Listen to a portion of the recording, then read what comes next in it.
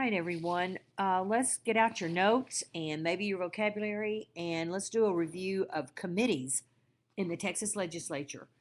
As I tried to tell you in class, being in the right committee at the right time is one of the most important things for both a bill that is trying to be passed and for the member of the Texas legislature who's trying to get reelected.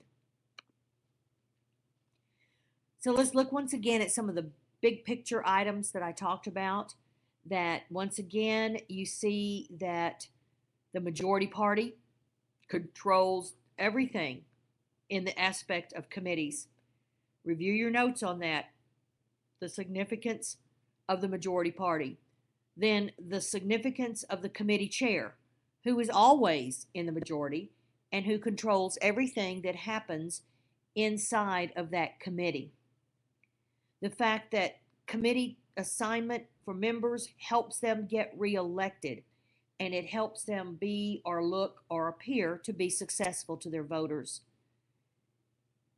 95% of what happens in the Texas legislature does not happen out in front of the gallery of audience in members or television or radio, internet. No. It happens in committee rooms, in small groups. So let's take a look at what we talked about with committees. The committee chair is always a member of the majority party.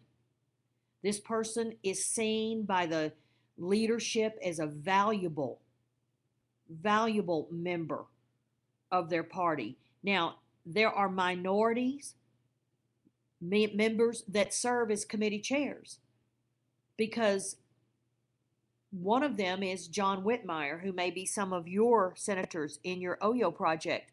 This man has been around a long time. He is a dedicated Democrat, but he's also seen by everyone as having tons of common sense, willing to work with the other party. So he gets committee chairmanships. This committee chair is a member of the leadership team, which means they're 99% of the time in the majority party. And once again, they have experience. It would be incredibly rare for a first-term member to be made a committee chair. There are basically two types of committees in the Texas legislature. One is a temporary investigative type that we just do not have the time to cover. So we're going to look at the most important and prominent, and that is called the standing or permanent committees. These are subject-based committees, and I just put a few things down. We talked about some in class. This committee has a staff. It has an office that operates 365 days a year, even when the members are not in session. Members want to serve on one or two of these. Now, all members serve on more than one or two committees, but members want to get on one of these standing committees that affect their district. And if you are a member that we talked about that refuses to cooperate, who thinks you're an independent and can do what you please, you learn very quickly with your committee assignment that's not going to happen. So committee membership is incredibly important to how a person is perceived and their perception by the leadership and their perception by their voters.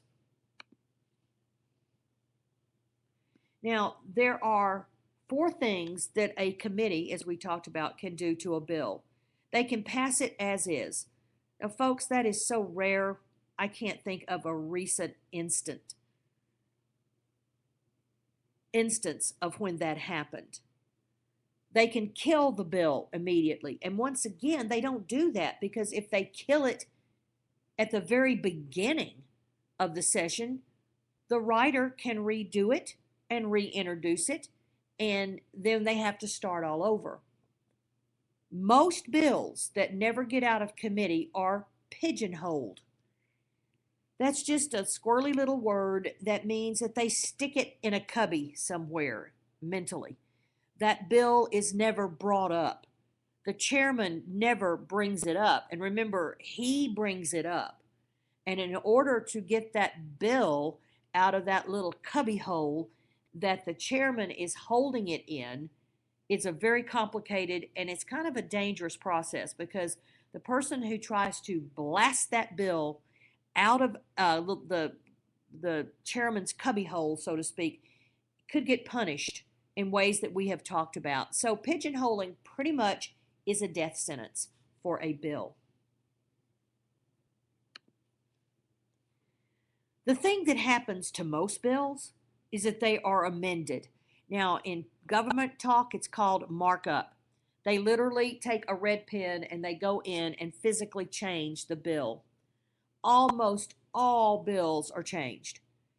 This is because as they go in, and most bills deal with money, members want to get a piece of the pie.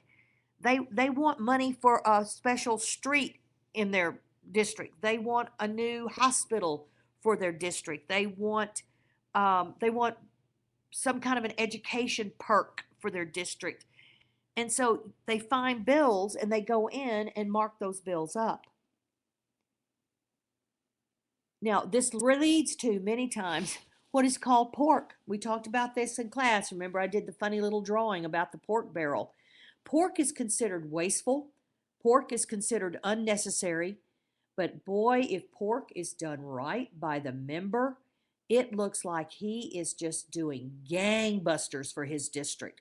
Look what I've done. I brought this. I did this. And to other people, it appears to be incredibly wasteful. And some people say that it makes the budgets much bigger than they need to be. Now, what else comes out of committee that is very disconcerting to a lot of people is something called the iron triangle. And the iron triangle has three legs.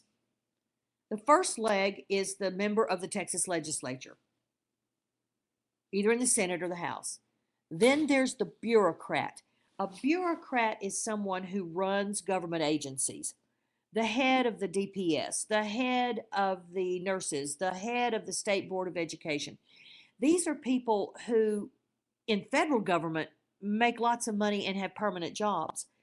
And in the Texas government, they make pretty good money. And the job, depending if they're the chairman or the head, it can be a permanent job until it's not. And then there is the interest group. Now, we talked about interest groups. We talk about that regardless of what political party or regardless of the candidates, they support a group. They support lawyers. They support teachers. They support airline pilots. They support oil people, computer people. They don't care if you're a Democrat or a Republican, just so that you will vote laws that are favorable to their people. Now, what makes these interest groups and their individual representatives called lobbyists so dangerous is that they give money, campaign funds, to the members running for re-election. And what do I tell you all? There's no such thing as a free lunch. And so many times these bureaucrats, now here's the triangle, will resign and become highly paid lobbyists who work for interest groups. Sometimes the members of the Texas legislature will resign and become a lobbyist.